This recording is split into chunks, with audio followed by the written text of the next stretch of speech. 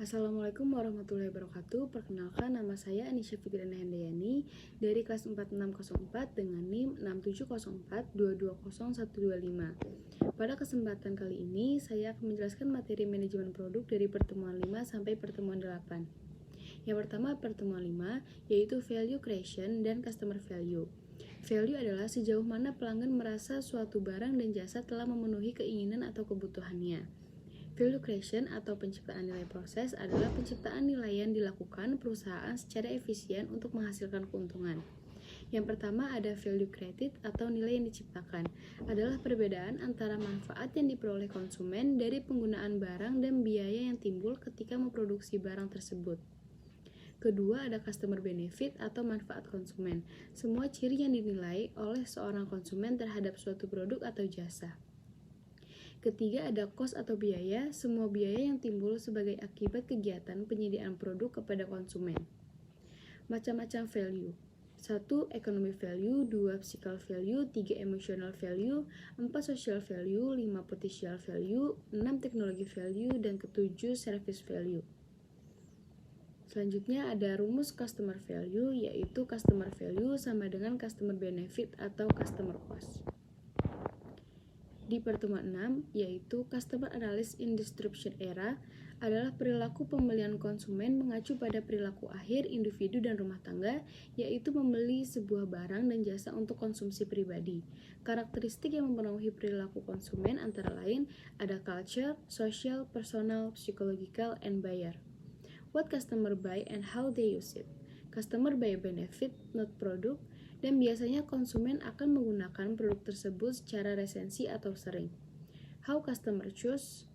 1. Media apa yang menjadi sarana konsumen mengenal produk. 2. Seperti apa persepsi iklan dari setiap media. 3. Apa yang menjadi bobot penilaian paling besar sebuah media. 4. Keputusan seperti apa yang digunakan untuk mengkombinasikan dalam penyampaian informasi. Teknik mengetahui harapan pelanggan. Yang pertama, survei pelanggan. Kedua, analisis data. 3. Focus group. 4. Analisis media marketing channel. Dan kelima, menjalin hubungan dengan pelanggan. Selanjutnya, pertemuan ke-7, market potential dan sales forecasting di era disruption teknologi.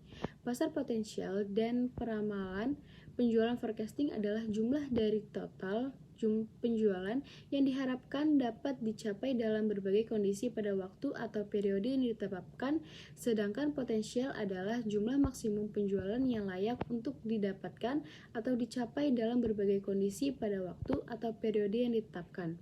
Information source. Pertama, government source atau sumber pemerintah. Kedua, trade association atau asosiasi perdagangan. Ketiga, private company data atau data perusahaan pribadi. 4. Financial and industry analysis, analisis keuangan dan industri.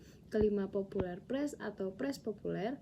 Keenam, the internet atau internet, metode dalam menilai pasar potensial dan potensi penjualan. Analisis penilaian berdasarkan A. Tentukan calon pembeli atau penggunaan produk potensial. B. Tentukan berapa banyak dalam setiap kelompok pembeli potensial yang ditentukan berdasarkan kalangan dalam menentukan pelanggan potensial. C. Mempertimbangkan pembelian atau penggunaan. Kemudian pertemuan ke-8, Developing Match Product Strategy to Face Disruption Technology. Fungsi-fungsi yang mendukung pengembangan strategi produk R&D, Production, Finance, Marketing Benefit of Strategy. 1. Meningkatkan koordinasi antara fungsional area, organisasi maupun di dalamnya pemasaran. Kedua, strategi menentukan bagaimana sumber daya nantinya akan dialokasikan. Ketiga, harus mengarah ke pasar produk unggul posisi. Elemen strategi produk, yang pertama statement of objective, kedua selection of strategi alternatif, ketiga selection of customer target, keempat choice of customer targets, competitor targets, kelima statement of the core strategy, keenam description of supporting market mix, ketujuh description of supporting functional program, selection of customer target. 1. Size or growth of the segment. 2. Opportunities for obtaining competitive advantage. Ketiga, resources available. Positioning atau core strategi. 1. Harga biaya. 2. Diferensi berdasarkan produk fitur, penawaran atau layanan. Yang pertama, kualitas. Kedua, status dan gambar. Ketiga, merek. Keempat, kenyamanan dan layanan. Dan kelima, distribusi.